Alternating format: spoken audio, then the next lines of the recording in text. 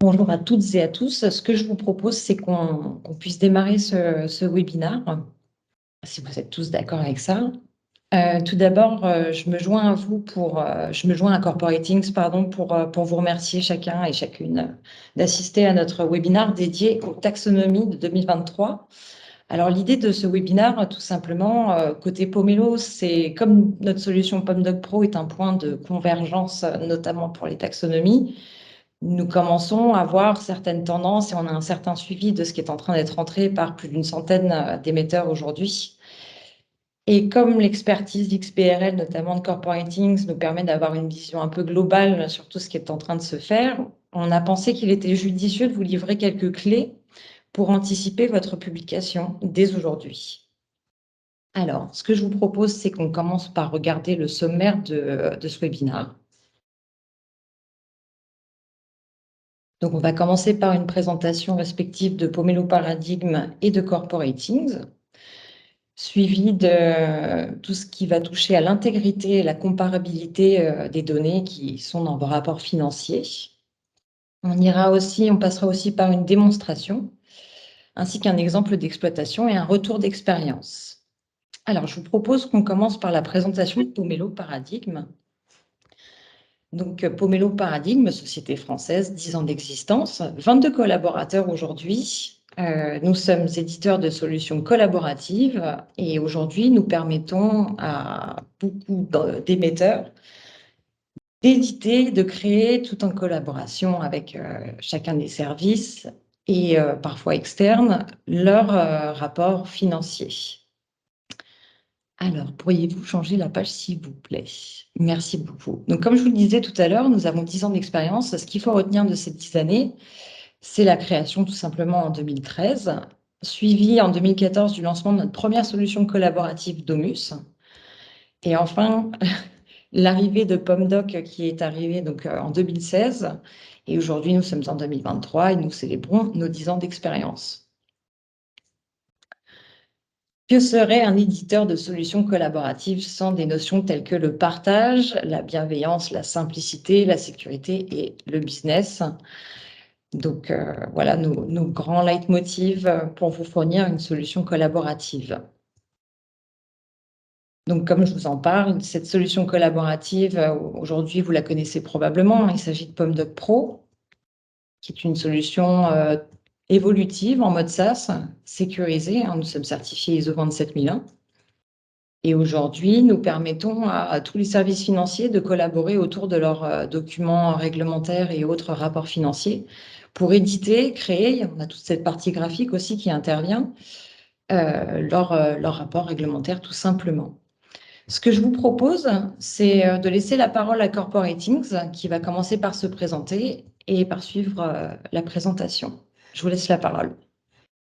Merci Caroline, et puis merci à Pomelo de nous faire intervenir lors de ce webinaire. On vous présente à tous, bien entendu, nos meilleurs vœux pour cette année 2023. On espère que cet exercice réglementaire va bien se passer.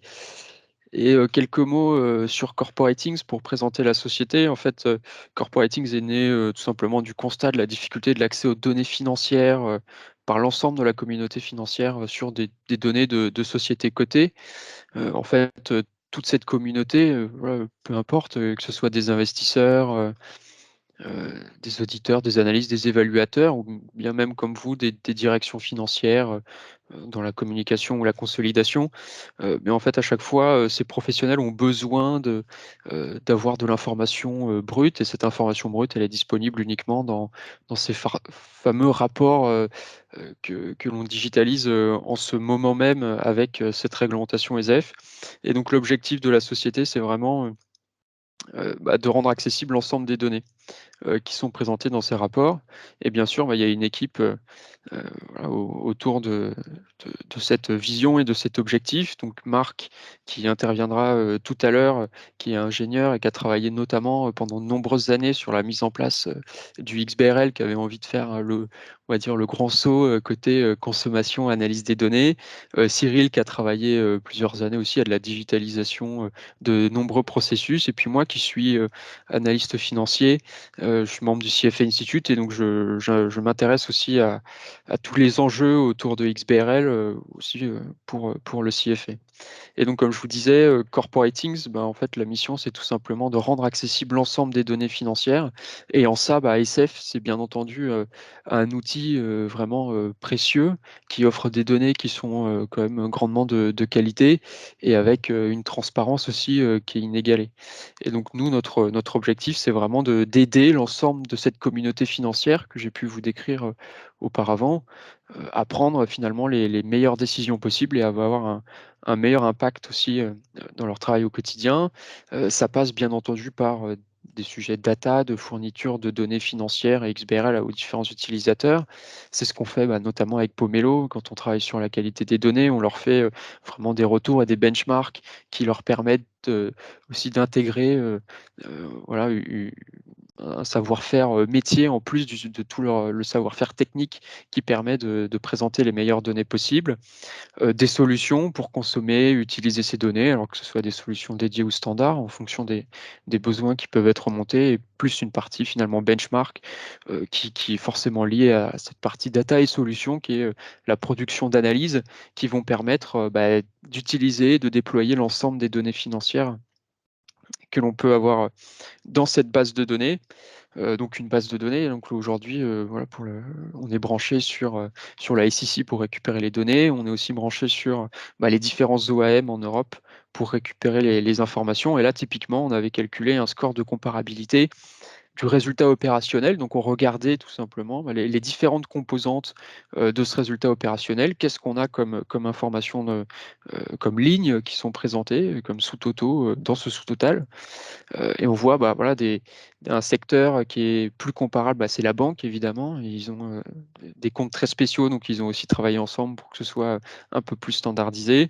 Et finalement, à l'autre côté du spectre, à ce niveau-là, d'autres secteurs dans lesquels on retrouve moins de comparabilité. Donc ça pose aussi des questions potentiellement. Alors aussi bien pour l'investisseur qui doit aussi comprendre pourquoi il y a ces différences de présentation dans ce sous-total du résultat opérationnel, mais aussi pour le directeur de la consolidation ou le directeur de la communication financière qui doit comprendre comment communiquent ses concurrents afin de montrer la meilleure image de sa société, d'être le plus transparent et de répondre aussi aux enjeux réglementaires et comptables aussi. On pourra le voir juste après sur comment on peut utiliser ces données pour mettre en place des études qui permettent de suivre les évolutions comptables et ainsi évaluer les impacts.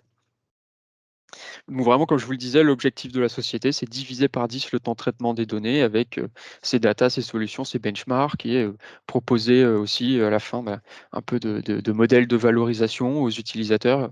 Voilà, c'est un service un peu plus sur mesure où on va aller chercher les bonnes données pour les mettre dans les modèles directement des utilisateurs pour qu'ils réalisent des études, les études financières qu'ils ont besoin de réaliser.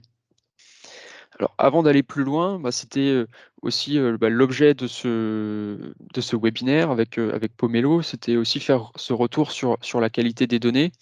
Donc, comme je vous le disais, on centralise toutes les informations et donc forcément, avec cette vision très large et cette vision de base de données, on arrive aussi à déceler des points d'attention qui des fois sont très spécifiques.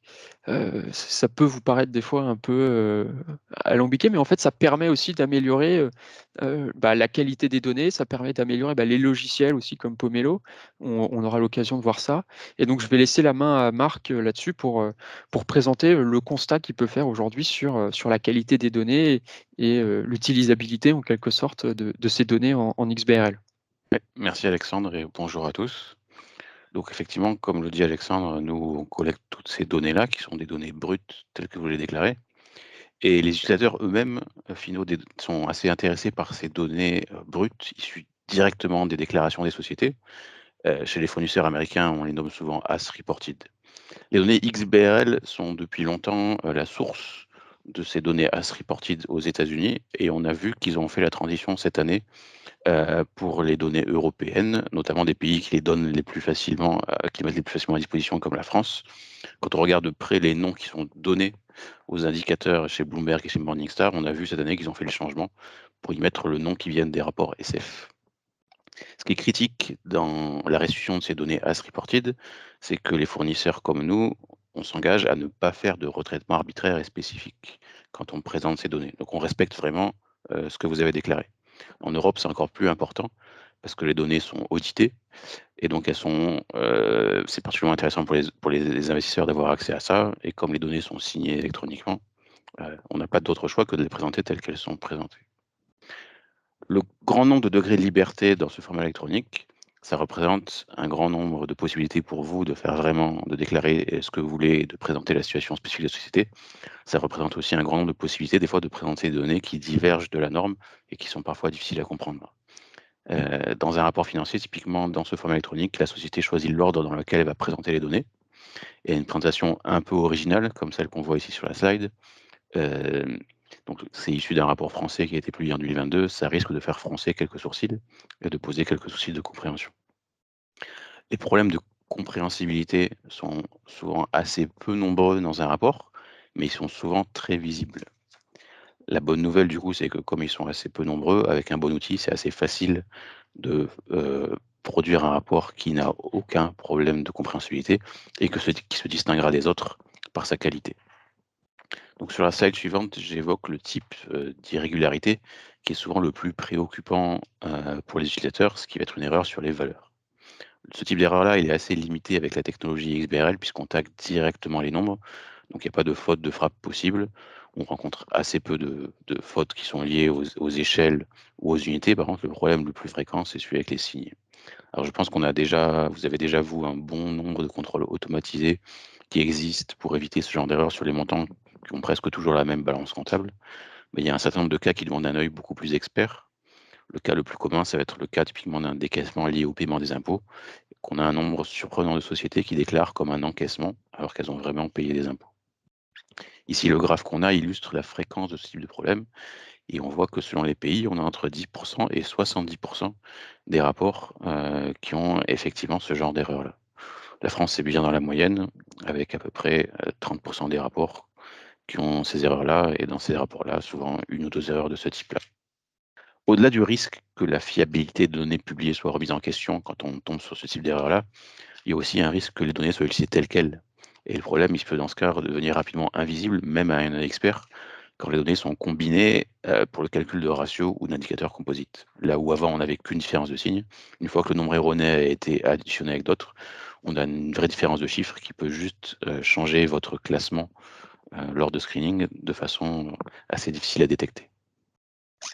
À la slide suivante, je montre le sujet suivant qui concerne la comparabilité des données. Donc un sujet pour lequel beaucoup de responsables de la préparation de données SF rencontrent des difficultés, c'est la sélection des bons indicateurs sur les bonnes lignes. Et c'est à raison, parce que la fameuse taxonomie SF, qui est le dictionnaire de données, il est assez difficile à maîtriser parce qu'il est assez mal structuré et les noms des indicateurs sont difficiles à sélectionner. Mais surtout, au-delà de ça, il y a un aspect qui est un peu plus injuste, c'est que ce qui va compter pour l'utilisateur, c'est la comparabilité de données.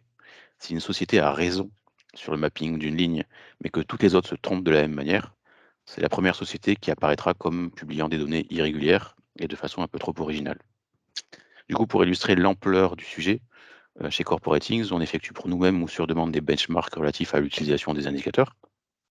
Et ici, je vous montre une visualisation qui est relative à la représentation des mises en équivalence au compte de résultats que mon collègue Alexandre expliquera un peu plus en détail tout à l'heure, et qui fait clairement apparaître une grosse hétérogénéité au niveau national et au niveau sectoriel. Je pense que c'est important pour chaque société qui veut justement améliorer cette comparabilité de bien comprendre dans quel groupe de société elle sera placée du point de vue des investisseurs, de benchmarker ces données et de partir de là pour réviser le mapping pour être sûr que c'est les bons indicateurs qui sont présents au-delà de uniquement l'aspect conformité et choix d'un élément qui a le bon sens dans la taxonomie. Et enfin, la slide suivante, je voudrais évoquer un sujet un peu plus d'actualité pour les publications qui vont arriver dans les mois à venir, c'est le sujet données textuelles. Alors les utilisateurs sont très friands de ces données issues des notes pour bien interpréter les états financiers quand ils étudient en détail une société. La disponibilité des notes à partir de cette année, du coup, dans les rapports SF, va être la bienvenue et va être utilisée par beaucoup de fournisseurs de données. Le fameux tagging en bloc permet déjà de récupérer beaucoup d'informations affichées à l'utilisateur. À partir d'un bloc, on peut utiliser des traductions de très bonne qualité en 2023. On peut extraire les tableaux contenus, etc., à condition que le texte soit lisible. Et là, on observe du coup des performances très différentes en fonction des processus qui ont été utilisés pour la production des rapports. Donc là, on peut vous montrer 2 exemples. Un premier exemple qu'on a, qui est issu d'une solution de conversion, donc c'est ce que vous montrez ici dans le cadre, produit des contenus qui sont très difficiles à exploiter. Ici, on a probablement un rapport issu d'une conversion PDF et on risque d'avoir du coup des rapports qui seront déclarés et audités tels quels, puisque d'un point de vue conformité, c'est valable de publier ça.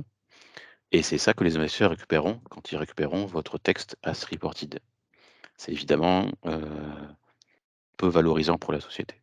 À l'autre bout du spectre, on peut avoir des textes très bien formatés de façon claire et de façon flexible. Donc là, on va vous montrer du coup ce que ça donne typiquement sur un dry run qu'on a pu tester. Donc là, ce premier bloc, c'est celui dont j'ai parlé tout à l'heure, qui est issu de conversion. Et là, sur le deuxième bloc, si tu peux zoomer un peu peut-être. Donc on a le texte qu'on peut récupérer d'un dry run issu avec PomDoc. Et là, vous ne pouvez pas forcément le voir, mais le formatage, il est tellement bien formaté, tellement flexible, qu'on peut le réutiliser même après traduction. Si jamais après traduction, la longueur des textes change et qu'on les remplace sur place, on va voir un texte qui sera toujours double colonné, toujours bien formaté. Donc en l'occurrence, quelle que soit la façon dont les gens l'utilisent, quelle que soit la taille de fenêtre dans laquelle ils mettent, ce sera bien fait. Donc ça, souvent, c'est quelque chose quand même qui est de qualité extrêmement bonne, très facile à utiliser, et je pense que c'est même mieux qu'une grande majorité de rapports américains.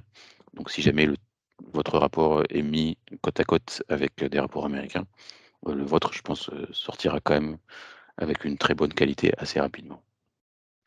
Et c'est là, du coup, que je vais laisser la parole à mon collègue Alexandre pour qu'il va mieux vous expliquer comment ces données sont utilisées en pratique et comment vous-même, vous pourriez peut-être les utiliser à votre avantage. Merci Marc pour cet éclairage sur la qualité des données. Donc, des données qui sont déjà publiées en XBRL, donc on peut déjà commencer à utiliser.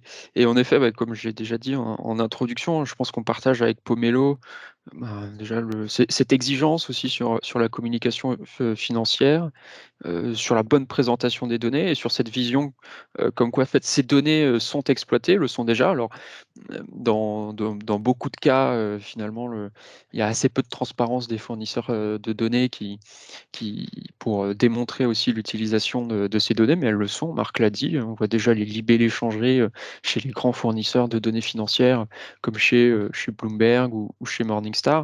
Et donc, la bonne interprétation, la bonne qualité des données devient aussi primordial pour l'ensemble de la communauté financière et des lecteurs. Et d'ailleurs, ces lecteurs ne sont pas uniquement des investisseurs, comme je vous l'ai dit auparavant. Même un directeur de la consolidation peut tirer directement parti de toutes ces données qui sont publiées par lui et par ses pairs afin d'améliorer potentiellement la présentation de ses comptes ou même prendre en compte des évolutions réglementaires. Donc là-dessus, on va passer sur une petite démonstration euh, de l'outil Tech. Donc, tout simplement, voici quelques images pour illustrer un cas d'utilisation. Donc, on est sur une plateforme sur laquelle on va se connecter directement avec une adresse mail, un mot de passe. On arrive immédiatement sur une page où on va pouvoir réaliser une comparaison avec les données XBRL. Donc, allons-y. Dans cette interface, on va pouvoir ajouter des filtres.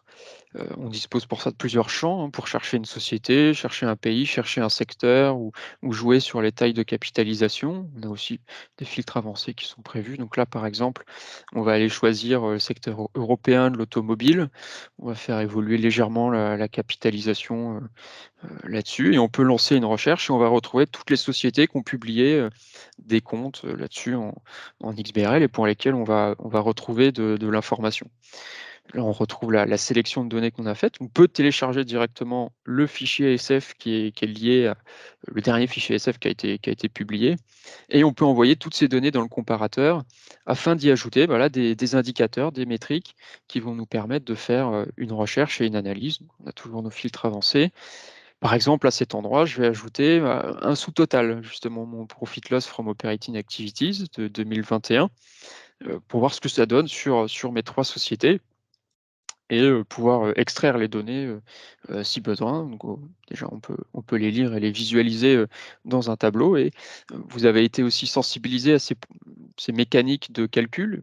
voilà typiquement le genre de cas d'usage. On peut aller analyser en fait les composants de ce calcul et aller identifier les différences dans les présentations entre Stellantis, Renault, et Valeo, par exemple, et aller identifier le point dont Marc parlait juste avant, cette fameuse partie sur les sociétés mises en équivalence. Donc là, on le retrouve chez Valeo, on ne le trouve pas chez Renault et chez Stellantis, par exemple. Donc il y a une petite différence de présentation des comptes qui est importante à prendre en compte pour l'investisseur, mais aussi pour la communication financière ou la consolidation.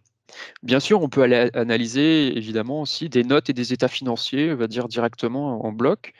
Donc sur cette partie note, voilà, avec tous les travaux qui ont été menés, notamment avec Pomelo, on aura une bonne lecture des notes et on pourra les mettre côte à côte afin d'aller identifier, par exemple, les différences sur les segments opérationnels d'une même société, voir si, enfin, je veux dire, plusieurs sociétés d'un même secteur publient en quelque sorte les mêmes secteurs opérationnels et est-ce qu'ils sont assez comparables. Ça permet d'identifier des différences dans la communication financière. On peut prendre bien sûr pour l'instant un bilan, enfin un compte de résultat, pardon, et afficher les informations directement pour toutes nos sociétés. Et encore une fois, aller identifier des différences de lignes, des différences de présentation, alors qui des fois, bien sûr, sont assez classiques. Je veux dire, il y a des choses qui sont...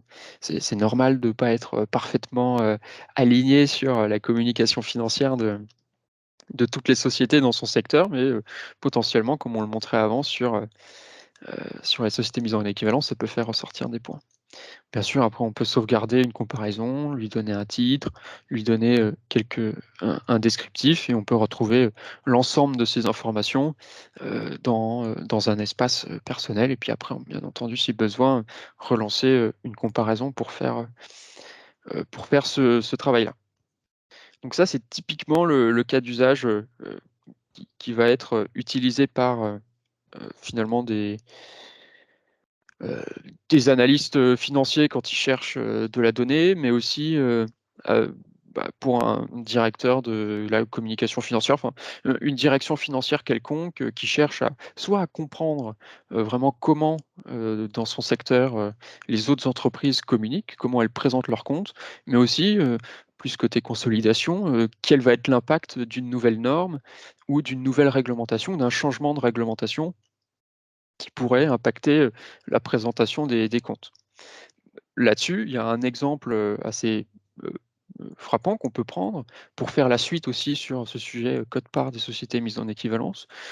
Il y a un projet qui est lancé par l'IASB qui est de essayer de mieux normaliser toute la présentation des états financiers primaires. Donc c'est ce fameux projet PFS qui vise notamment à améliorer la comparabilité entre ces états financiers. Et l'IASB s'intéresse notamment à certaines lignes du compte de résultat et en l'occurrence cette fameuse ligne quote-part du résultat des sociétés mises en équivalence. Aujourd'hui, ce qui se passe, c'est qu'en fait, la présentation reste assez libre, hein. Ça peut être fait, comme l'a montré Marc, juste avant, soit, au niveau, du résultat opérationnel, soit bien plus bas, au niveau, du résultat net, directement de la société. Et donc, on peut se poser aussi la question de quelles sont les pratiques actuelles. Et en ça, le format électronique et le format de reporting ESEF, c'est un outil formidable qui met à disposition des utilisateurs des données d'une très grande qualité.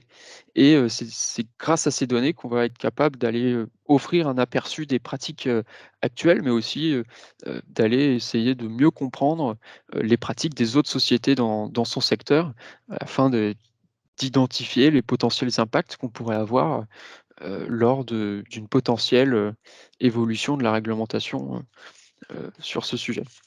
Donc typiquement ici, on va poursuivre un peu ce benchmark sur les frais financiers, enfin sur la quote-part des sociétés mises en équivalence.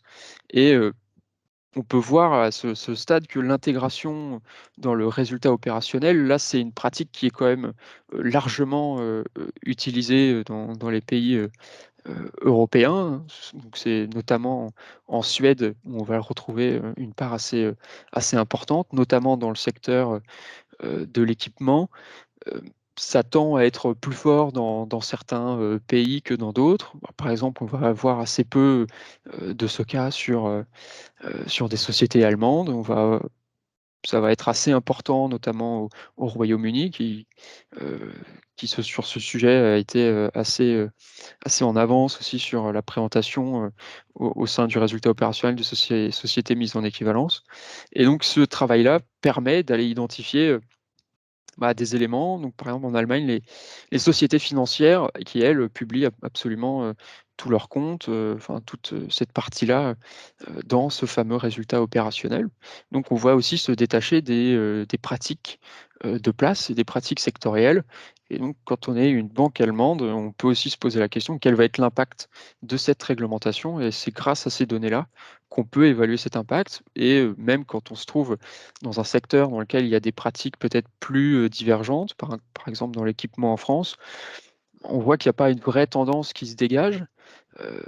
Par contre, on peut se poser la question de savoir comment les concurrents le présentent, comment ma société le présente, afin de savoir si ma présentation est la bonne, parce que ça va avoir des impacts aussi importants sur les résultats de ma société que je vais pouvoir, bien entendu, donner aux investisseurs là-dessus.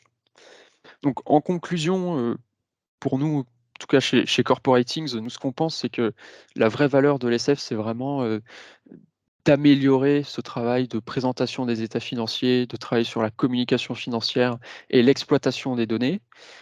C'est ce que permet et c'est ce que fournit XBRL aussi, et de manière générale cette réglementation ESF, puisqu'on trouve de la donnée d'une très grande qualité, d'une très grande granularité, qu'on ne retrouve absolument chez aucun autre fournisseur de données traditionnels, puisqu'ils sont, à chaque fois, on a de la donnée retraitée chez ces fournisseurs. Et c'est un outil formidable justement pour réaliser ce genre de benchmark et de comparaison. Et on est ravi aussi de pouvoir faire ces retours à Pomelo, qui partage aussi cette vision sur l'exploitation et l'utilisation des données. Et c'est grâce à la production de benchmarks et d'études aussi sur ces différences de présentation qu'on est capable, avec Pomelo, d'améliorer petit à petit la qualité et l'amélioration continue finalement euh, de la production de ces rapports. Tout à fait, je ne peux qu'acquiescer ce que tu dis, Alexandre. Si vous avez d'autres choses à rajouter, n'hésitez pas. Côté Pomelo Paradigme, pas plus de choses à dire que ça. Si vous avez des questions, n'hésitez pas à vous manifester éventuellement dans l'onglet questions-réponses juste en haut de votre barre d'outils.